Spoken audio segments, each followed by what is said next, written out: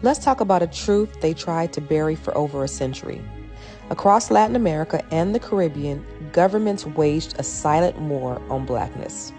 Not with guns alone, but with immigration policies, census erasures, and propaganda, and state-sponsored whitening campaigns.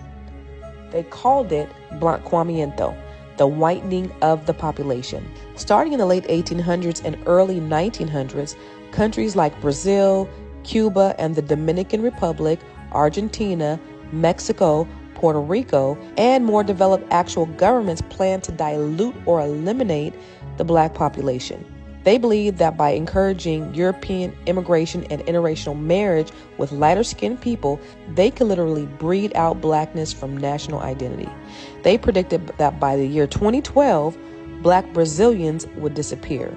Let that sink in.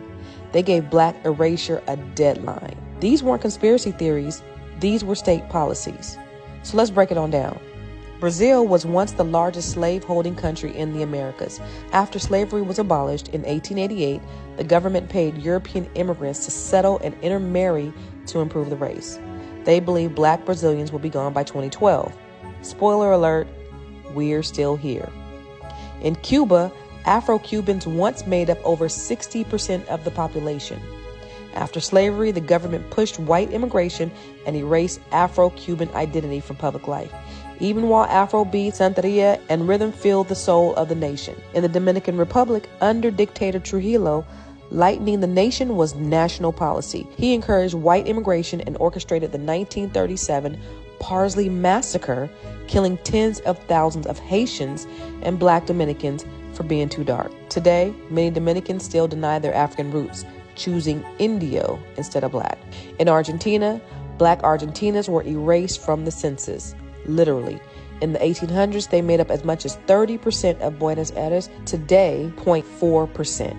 The government drafted Black men disproportionately into wars, allowed disease to spread in Black communities, and removed them from history. In Puerto Rico, Black Puerto Ricans once made up over half the island. Now, just 12% identify as Black.